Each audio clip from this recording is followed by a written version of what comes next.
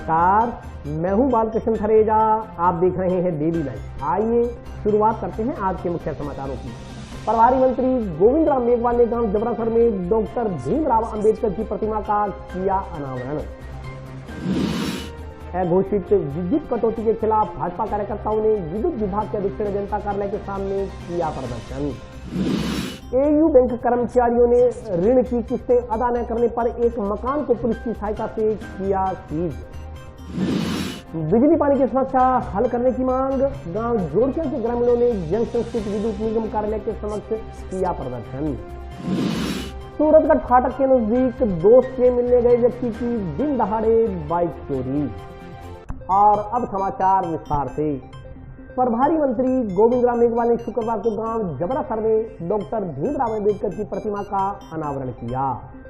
जिला प्रभारी मंत्री गोविंद राम मेघवाल शुक्रवार को एक दिवसीय दौरे पर जिले के नोहर कस्बे पहुंचे। नोहर पहुंचने पर विधायक अमित चाचान के नेतृत्व में कार्यकर्ताओं द्वारा जिला प्रभारी मंत्री का अभिनंदन एवं स्वागत किया गया। इसके उपरांत जिला प्रभारी मंत्री व विधायक अमित चाचान ने क्षेत्र के गांव जबरासर में बाबा साहेब डॉक्टर भीमराव अंबेडकर की प्रतिमा का अनावरण किया। भीम आर्मी द्वारा जन सहयोग से जबरासर गाँव के बस स्टैंड के समीप मुख्य चौक पर उक्त प्रतिमा लगाई गई है। इस मौके पर विचार व्यक्त करते हुए जिला प्रभारी मंत्री गोविंद राम मेघवाल ने कहा कि बाबा साहब डॉक्टर भीमराव अंबेडकर जीवन पर्यंत शिक्षा को बढ़ावा देने के लिए कार्य करते रहे। उन्होंने कभी स्वाभिमान से समझौता नहीं किया। बाबा साहेब ने संविधान के माध्यम से देश के प्रत्येक नागरिक को समानता का अधिकार दिया। उन्होंने कहा कि बाबा साहेब के बताए मार्ग पर आगे बढ़ो, उनकी बातों का चिंतन करो, शिक्षित बनो व अपने वोट की कीमत को समझो। जिला प्रभारी मंत्री ने कहा कि डॉक्टर अंबेडकर ज्ञान के प्रतीक थे। उन्होंने बुराइयां व छुआछूत मिटाने के लिए जो कार्य शुरू किया उसे हम सबको मिलकर आगे बढ़ाना होगा। इस मौके पर जिला प्रभारी मंत्री ने भाजपा व RSS को आड़े हाथों लेते हुए कहा कि ये लोग संविधान को खत्म करने में लगे हुए हैं, अपनी मनमर्जी से हिटलरशाही तरीके से देश का शासन चला रहे हैं। ऐसे लोगों से सावधान रहने की जरूरत है। उन्होंने कहा कि जिन लोगों ने देश की आजादी में नाखून तक नहीं कटवाया,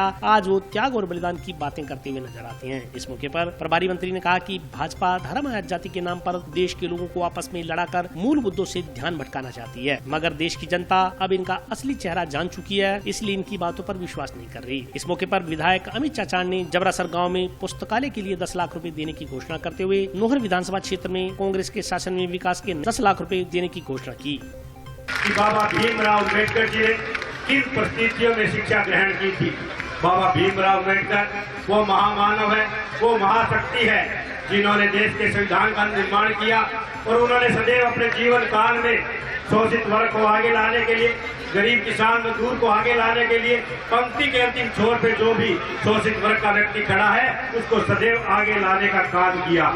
आज इस महामानव की मूर्ति जबरासर गांव में लगने से और इसके आगे से जो भी व्यक्ति गुजरेगा उसके मन में यह भाव जरूर आएगा कि हमें भी गरीब व शोषित वर्ग की मदद करनी है, उनको आगे लाने का काम करना है।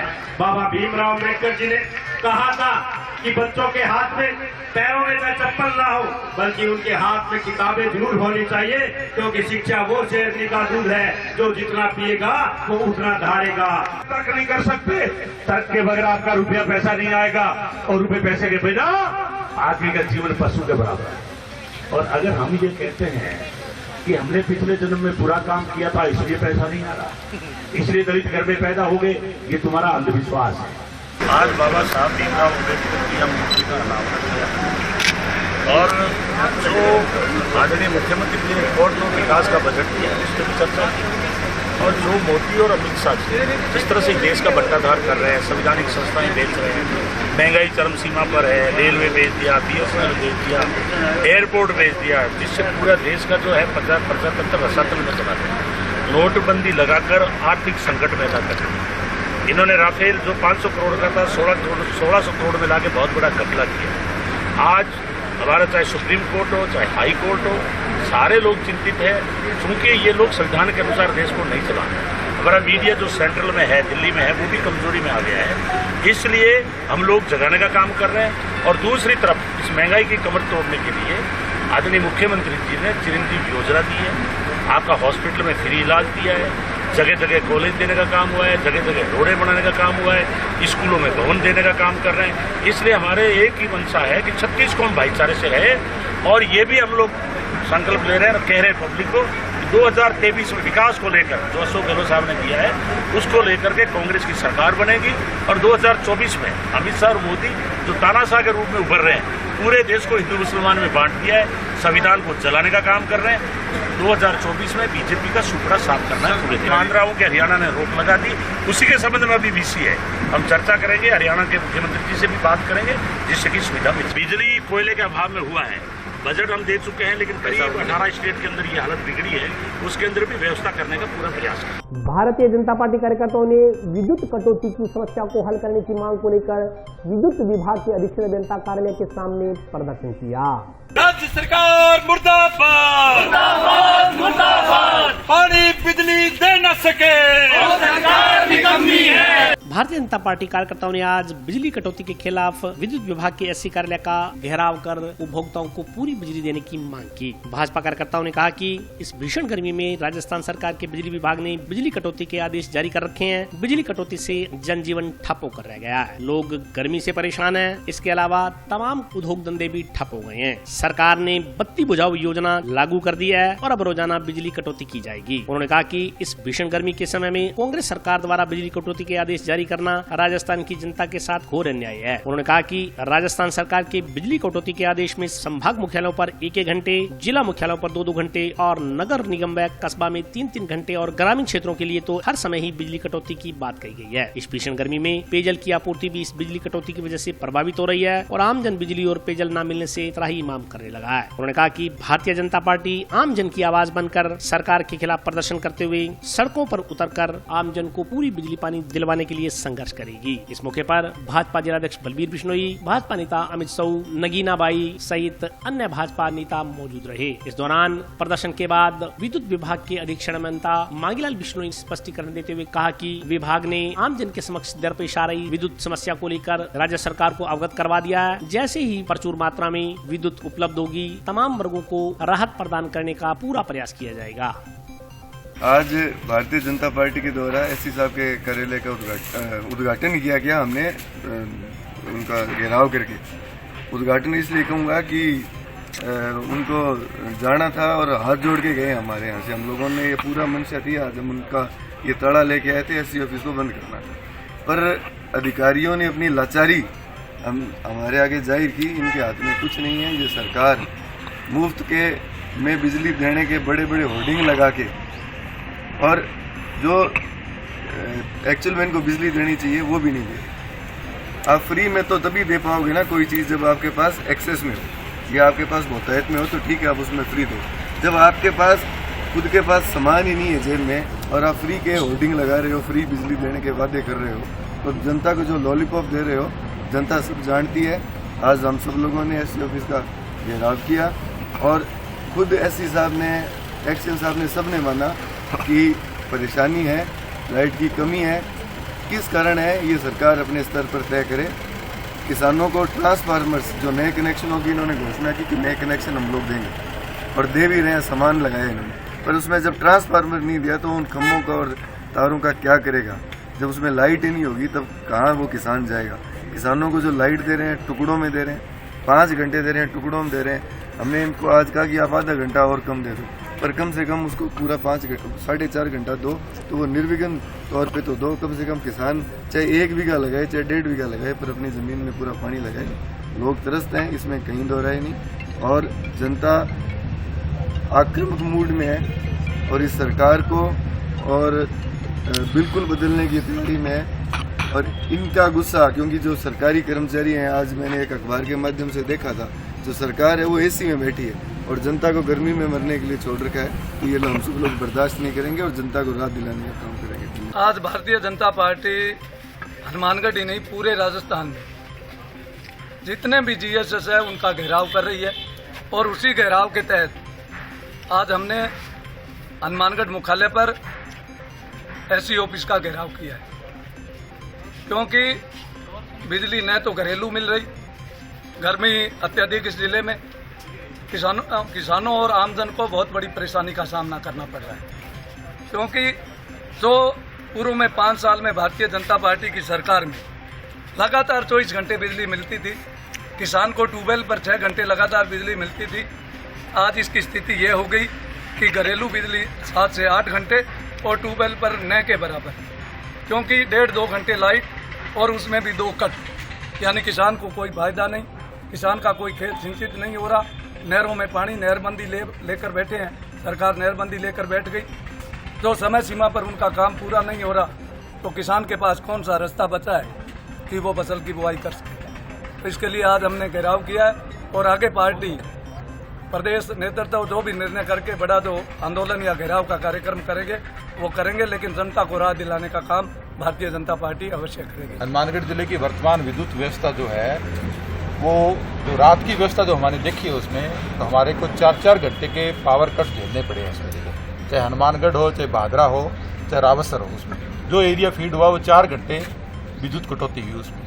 अब सुबह से जो चली है उसमें 2 220 हनुमानगढ़ और रावसर पे ब्लॉक पूरे हुए 5-5 घंटे के उसमें। तो बाकी सप्लाई जो है आगे वाले ब्लॉक में अगर वो 5 घंटे और चल गए तो पीछे रात वाला ब्लॉक भी उसमें लेके हम पूरा कर देंगे। ग्रामीण क्षेत्र में विद्युत आपूर्ति में जो इंडस्ट्री का जो कट लगेगा ना, आज से शुरू हुआ है 500 kV से ऊपर जो इंडस्ट्री है उसको 50% कटौती के लिए हमने लेटर जारी किया। तो वो और बिजली बेचेगी। एक राजवेस्ट की यूनिट है बीकानेर में, वो वापस जुड़ी है, उससे को बचत होगी तो 7 से 11 तो उनको निश्चित तौर पर देने की पूरी कोशिश की। एयू बैंक कर्मचारियों ने बैंक से लिए गए ऋण की किस्तें अदा न करने पर एक मकान को पुलिस की सहायता से सीज कर दिया। एयू बैंक के अधिकारियों ने बैंक की किस्तें अदा नहीं करने पर एक मकान को पुलिस की सहायता से सीज करने की कार्रवाई की है। एयू बैंक के कर्मचारी मनोज भाकर ने बताया कि उक्त लोगों ने जंक्शन की एयू बैंक ब्रांच से 18.5 लाख रुपए का लोन ले रखा था, जिसकी सालाना किस्त भी ये लोग नहीं भर रहे थे। लंबे समय से समझाइश करने तथा नोटिस दर नोटिस के बाद भी इन्होंने बैंक की राशि अदा नहीं की। इस पर बैंक ने कानूनी प्रक्रिया अपनाते हुए आज मकान को सीज करने की कार्रवाई की। बैंक कर्मचारियों ने बताया कि लोन लेने वाले शख्स को अभी भी 1 माह का समय दिया जाएगा। 1 माह के बाद मकान को बैंक के हैंडओवर कर दिया जाएगा। इस दौरान मकान मालिक महिला का स्वास्थ्य बिगड़ गया। उसे मौके पर मौजूद लोगों ने पानी पिलाकर तथा चिकित्सक के पास ले जाकर दवा दिलवाई। इस मौके पर पुलिस का जाब्ता भी तैनात रहा। ये सर एयू बैंक से कस्टमर मोहनलाल ने हनुमानगढ़ जंक्शन से लोन ले रखा था बैंक से, surface seat SBL loan, secure business loan. वो अकाउंट NPA होने को लगभग 3 साल हो गए। 18,000 रुपये की इंस्टॉलमेंट थी, 6 लाख रुपये ड्यू है और 2020 में ये अकाउंट NPA हो गया था। कोविड की वजह से हम लोगों ने इसमें पोजीशन नहीं लिया, फिर थोड़ा टाइम पुलिस जाब्ते में लग गया। पुलिस जाब्ता थोड़ा अंग्रेज था, हमने काफ़ी टाइम दिया था, फिर भी कस्टमर ना तो पेमेंट भर रहा है, ना ही मकान को बैंक को हैंडओवर कर रहा है। बैंक कर्मचारियों ने लगभग 2-3 साल से फॉलोअप कंटिन्यू कर रहे हैं। काफ़ी बार इनको समझा दिया, तो अभी सरफेस सेक्टर में मजिस्ट्रेट साहब के आदेश में पुलिस जाब्ता लेके हमारे मकान का पोजीशन ले रहे हैं। हाँ, प्रॉपर्टी सील करनी पड़ेगी। अगर ये कस्टमर पेमेंट करवा देते हैं आज तो हम नहीं करेंगे, अगर नहीं करवा पाएंगे तो एक बार सील करनी पड़ेगी। 1 महीने का इनको टाइम देंगे, उसके बाद ये मकान हम उसको वापस हैंडओवर कर देंगे अगर हमारा सुलझा हो जाता है। 18.5 लाख रुपये निकल रहा है। बिजली की समस्या हल करने की मांग को लेकर गांव जोड़किया के ग्रामीणों ने जंक्शन स्थित विद्युत निगम कार्यालय के समक्ष धरना दिया।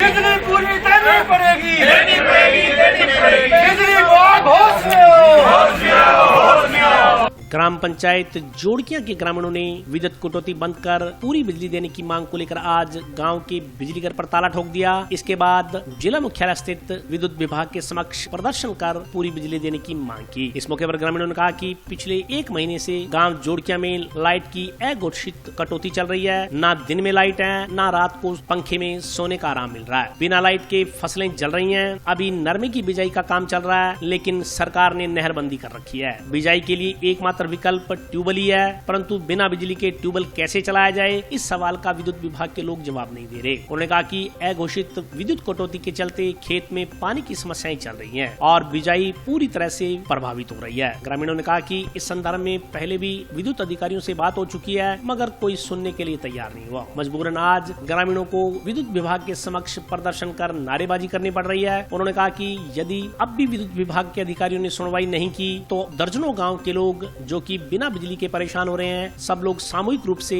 सतीपुरा के ग्रिड सब स्टेशन के सामने प्रदर्शन कर विरोध जताएंगे। इस मौके पर ओम प्रकाश, बेगाराम, लक्ष्मण राम, बलराम, रघुवीर, जगदेव सिंह सहित अन्य लोग उपस्थित रहे। ग्रामीण पिछले 1 महीने से परेशान है और किसान भी परेशान है, क्योंकि खेत वाली लाइट नहीं आ रही है। बिजाई का बिल्कुल पीक सीजन चल रहा है, इधर से नहरबंदी भी चल रही है, तो पानी के लिए एक ही सोर्सेज हमारे पास ट्यूबवेल बचता है और ट्यूबवेल की लाइट पूरी नहीं हो रही है। इसके चलते आज हमें मजबूरन गांव के जो GSS है उसके ताला लगाना पड़ा और अब यहाँ AN ऑफिस के आगे ताला लगाकर हम लोग धरने में बैठे हैं। जब तक लाइट नहीं मिलेगी तब तक हम लोग यहाँ से नहीं खड़े होंगे। बिल्कुल पक्का आश्वासन लेकर ही खड़े होंगे। अगर ये आज भी कोई इसका समाधान नहीं होता है तो कल हमें बड़ा ऐलान करना पड़ेगा। जो यहाँ का ग्रिड सब स्टेशन है बड़े वाला सतीपुरा का, उस पर पड़ाव डालने की घोषणा करने पे हमें प्रशासन मजबूर कर रहा है। अगर लाइट नहीं मिलती है तो अगला हमारा पड़ाव वो होगा, उसकी तैयारी प्रशासन कर ले। उससे अच्छा है भी हमें लाइट दे दी जाए और अपना पड़ाव टाल सकते हैं। ये जोड़कियाँ, झंडावाड़ी, चिश्तियाँ, हिरनोवाड़ी और डबड़ी, दानकेवाड़ी, डाणी सभी ग्रामीणों ने इकट्ठे होकर ये पड़ाव डाला है। अगर इसके मांग नहीं मानते हैं तो बड़ा पड़ाव आगे सतीपुरा ग्रिड पे डलेगा। तो गांव में एक घोषित बिजली कटौती हो रही है, उसके लिए हम आज यहाँ पे आए हैं। सबसे पहले हमने जोड़किया ग्राम के बिजली घर के तालाबंदी की। उसके बाद में जोड़किया ग्रामवासी और आसपास के जो भी ग्रामवासी और हमारे सहयोग करने सब यहाँ आए हैं और हमने यहाँ एन ऑफिस के तालाबंदी कर दी है। कुछ अधिकारी हमारे से बात करने हैं, उन्होंने बिल्कुल हाथ खड़े कर दिए है। हमारी जो मुख्य मांग ये है कि जो सरकार कह रही है कि भाई गाँव में और जो कस्बे हैं वहाँ 5 से 6 घंटे कटौती होगी, उसके एवज में लगभग 16 से 17 घंटे कटौती कर रहे हैं। और खेतों में जो पहले 6 घंटे बिजली देते थे उसके लिए अभी इन्होंने 5 घंटे शुरू कर दिए और 5 घंटे में भी 1 घंटे देते हैं, फिर 1.5 घंटे कटौती, फिर 1 घंटे देते हैं, फिर 2 घंटे कटौती। ये कर रहे हैं। हम चाह रहे हैं इसमें सुधार हो, 5 घंटे दे या 6 घंटे वो कंटिन्यू होना चाहिए और गाँव में जो एक घोषित कटौती है वो बिल्कुल बंद होनी चाहिए। इस कटौती की वजह से गांव का पूरा ढांचा गड़बड़ा गया है।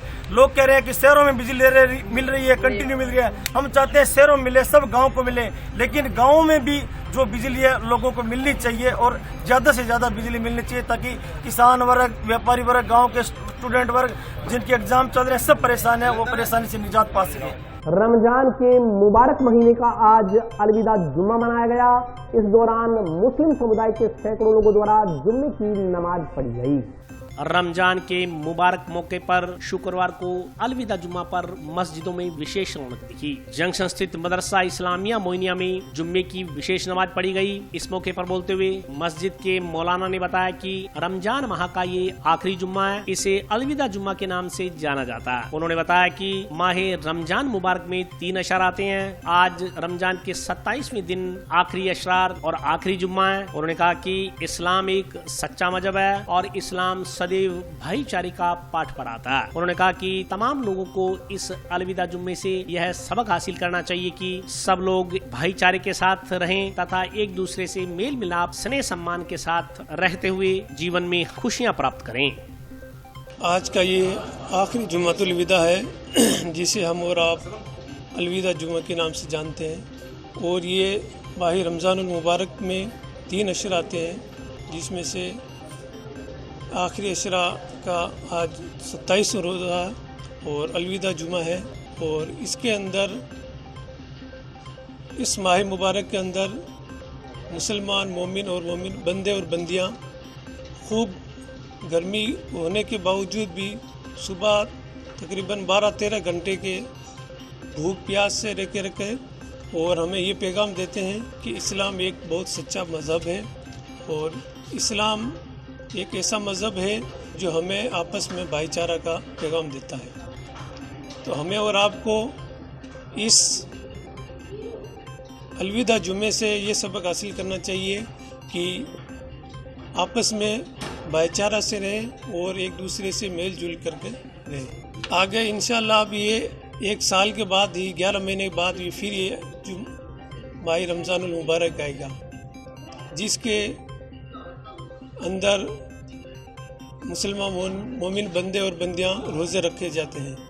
तो अब वो तो अगले साल किसको नसीब होगा या नहीं होगा वो तो अल्लाह बेहतर जानता है कि ईद इंशाअल्लाह चाँद के एतबार से अगर चाँद रोज़े 29 के रहें तो 2 तारीख को होगी और अगर रोज़े 30 रहें पूरे तो 3 तारीख को इंशाअल्लाह ईद मनाई जाएगी। और ईद भी हमें भाईचारा का आपस में मिलजुल कर मोहब्बत से पैगाम देती है। और अभी वक्त ब्रेक का हाजिर होता हूँ छोटे से।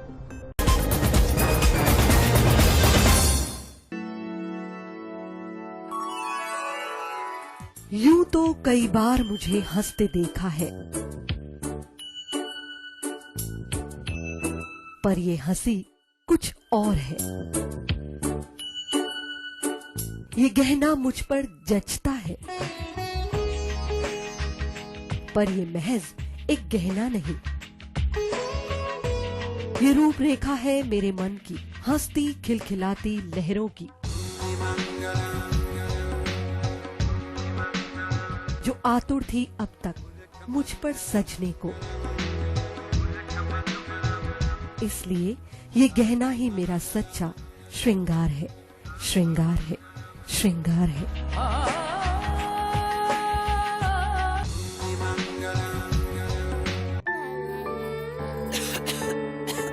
दीदी ये देखो,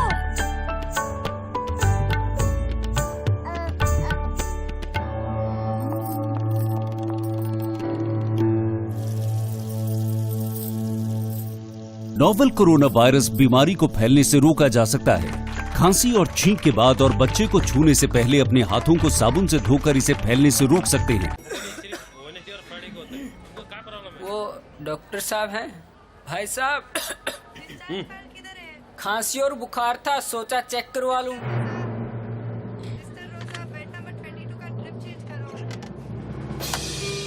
नोवेल कोरोना वायरस बीमारी को फैलने से रोका जा सकता है।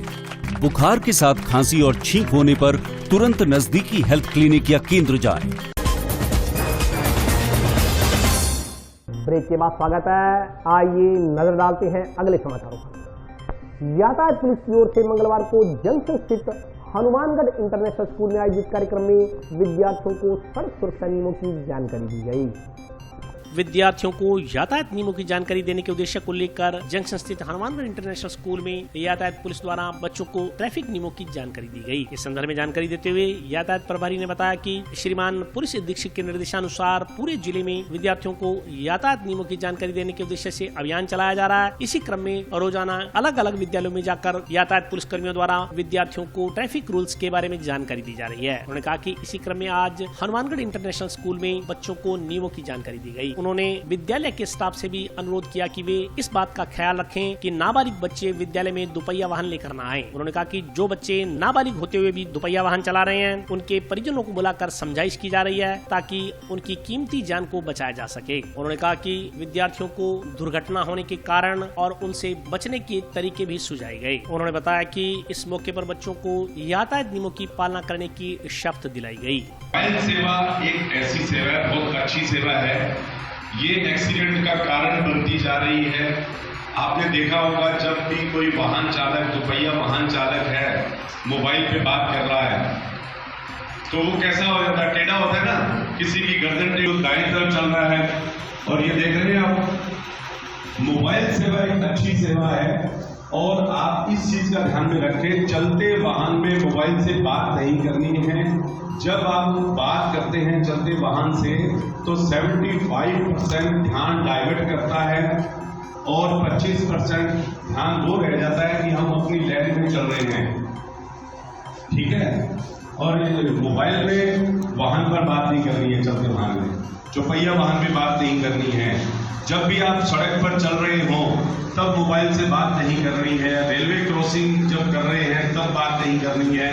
यातायात नियमों की पालना में श्रीमान जिला पुलिस अधीक्षक महोदय के निर्देशानुसार आज यातायात जागरूकता के तहत हनुमानगढ़ इंटरनेशनल स्कूल जो हनुमानगढ़ जंक्शन में है, वहाँ जो बच्चे हैं, विद्यार्थी हैं, उनको बताया गया कि ट्रैफिक रूल्स हमारे जीवन में क्यों ज़रूरी है और जब एक्सीडेंट होता है किस कारण से एक्सीडेंट होता है, किस कारण से एक्सीडेंट होता है और कैसे बचा जा सकता है, उसके संदर्भ में बताया गया है। और इसके साथ साथ यहाँ प्रश्नोत्तरी कार्यक्रम का भी आयोजन किया गया जिसमें ट्रैफिक से रिलेटेड जो है वो क्वेश्चन पूछे गए। बच्चों ने अच्छे जवाब दिए और शपथ दिलाई गई है और ये कहा गया है कि अपने पेरेंट्स को बताएंगे कि ट्रैफिक रूल्स में ये पालना करनी है। दुपहिया वाहन चलाते समय हेलमेट लगाना है, चौपहिया वाहन चलाते समय सीट बेल्ट लगाना है, शराब पीकर वाहन नहीं चलाना है, तेज गति से वाहन नहीं चलाना है। बच्चों ने इस बात की शपथ ली कि हम ऐसा नहीं करेंगे, यातायात रूल्स को फॉलो करेंगे। अपने पेरेंट्स को भी बताएंगे कि हमारे जीवन में यातायात नियम बहुत जरूरी है। इलाके में पड़ रही भीषण गर्मी के बावजूद नींबू पानी, गन्ने के जूस आदि का कारोबार ठप पड़ा है। दुकानदारों के अनुसार नींबू आदि के आसमान छूते भावों की वजह से लोग शीतल पेय पीने से गुरेज कर रहे हैं। इलाके में पड़ रही भीषण गर्मी और उस पर अघोषित विद्युत कट कोड़ में खाज का काम कर रहे हैं। गर्मी इतनी कि घर से बाहर निकलना ही मुश्किल हो गया है, लेकिन 2 जून की रोटी के जुगाड़ की मजबूरी इंसान को घरों से निकलने को मजबूर कर रही है। मौसम विशेषज्ञों के अनुसार जून जुलाई में पड़ने वाली गर्मी अप्रैल में ही पड़ने लगी है। गर्मी में नींबू पानी आदि बनाकर बेचने वाले ठेला चालकों ने बताया कि चाहे गर्मी बहुत पड़ रही है मगर उनका कारोबार पूरी तरह से ठप पड़ा है। उन्होंने कहा कि बढ़ती महंगाई के कारण उनका धंधा चौपट होकर रह गया है। ठेला चालकों ने बताया कि किसी जमाने में गर्मी दूर करने के लिए नींबू पानी सबसे सस्ती वस्तु मानी जाती थी, लेकिन अब यही नींबू पानी आम आदमी की पहुंच से बाहर हो गया है। उन्होंने कहा कि नींबू बाजार में 300 रुपए किलो तक बिक रहे हैं। ऐसी स्थिति में लोग नींबू पानी पीने से गुरेज कर रहे हैं। गर्मी की वजह से दोपहर में सड़कें वीरान नजर आती हैं। प्रत्येक व्यक्ति लू और गर्मी से बचने के लिए ठंडी छाया आदि की तलाश में रहता है। गन्ने का जूस, बर्फ, नींबू पानी आदि बेचने वाले दुकानदारों ने सरकार से महंगाई कम करने की गुहार लगाई है। गर्मी तो काफी बड़ी है मगर दुकानदारी तो है नहीं, ग्राहकी पे कोई फर्क पड़ा नहीं है। जैसा मंदा चल रहा है वैसी मंदा ही है। अभी तो फिलहाल 4-5 साल से काम कर रहे हैं, इसका से काम काफी कम हो गया है। मैं समझ लो पिछला आधा ही काम ना रहा है। और महंगाई, नींबू 300 रुपए किलो नींबू आ रहे हैं, 10 का 20 का गिलास में क्या भूखमरी आएगी। अभी 2-3 दिनों में गर्मी बहुत बढ़ रही है। जो मई और जून में गर्मी आ रही है वो पहले आ गई है। हर आदमी गर्मी से परेशान है, काम धंधे भी ठप हो रहे हैं, बहुत ज्यादा गर्मी पड़ रही है। जो मई जून आती है वो दोबारा फुल गर्मी हो गई है। हर आम आदमी सारे परेशान है, मजदूर वर्ग परेशान है, दुकानदार परेशान है, ना काम है ना कुछ नहीं है, वेले बैठे हैं। बहुत गर्मी बढ़ रही है। गर्मी से आम आदमी जो परेशान है ही, जो पशु पक्षी है, जो जीव जंतु है, वो भी बहुत ज्यादा परेशान है। उनकी पानी व्यवस्था है कोई और है, बहुत परेशान हो रहे हैं। आम आदमी चलो व्यवस्था कर लेता है तो पशु पक्षी नहीं कर पाते, बहुत ज्यादा गर्मी है। अत्यधिक गर्मी बढ़ने से जिला अस्पताल में उल्टी दस्त के मरीजों की संख्या में इजाफा हो गया है। चिकित्सकों ने भीषण गर्मी से बचने के लिए सिर को ढककर रखने तथा बासी भोजन से गुरेज करने की हिदायत दी है।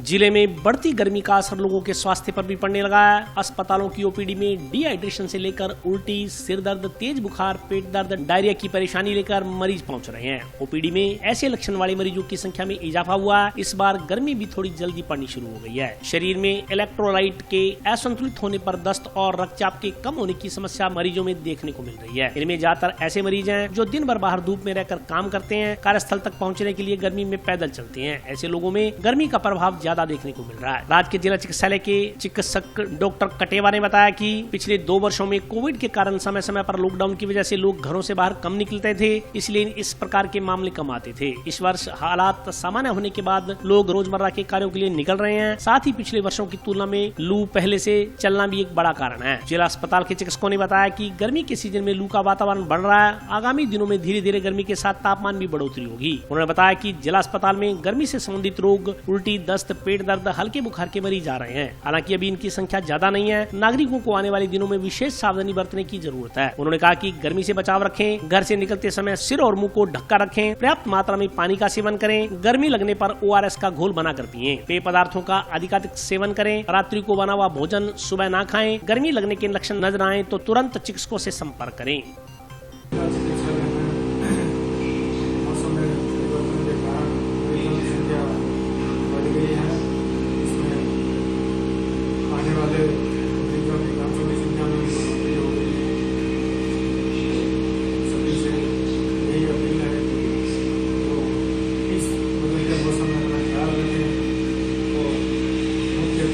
मच्छरों से अपने आप को बचाएं। इसके लिए वो ऑल आउट का इस्तेमाल कर सकते हैं या मच्छरदानी का इस्तेमाल कर सकते हैं।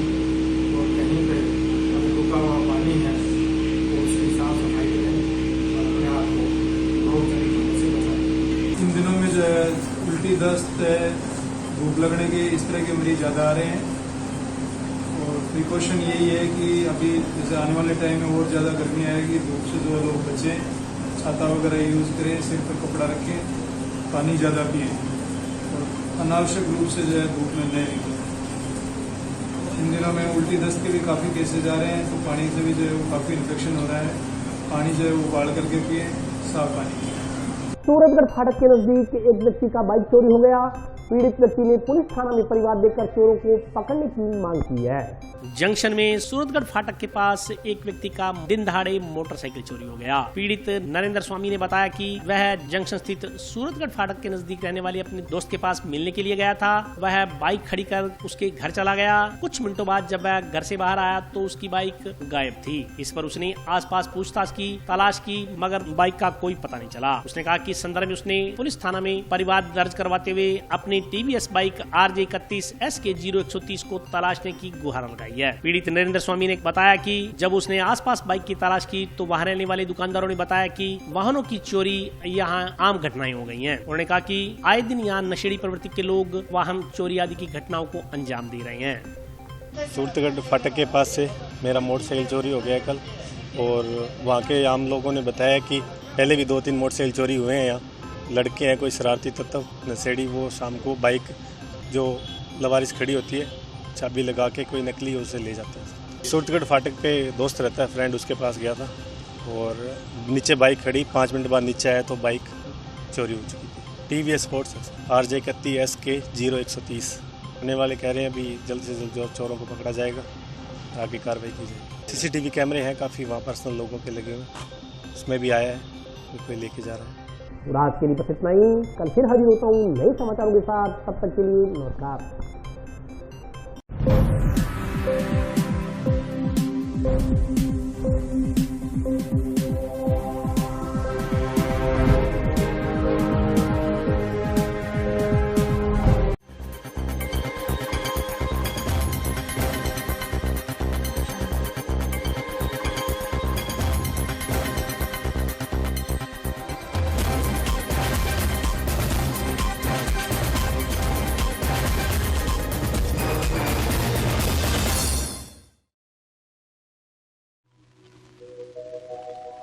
दुश्मन न करे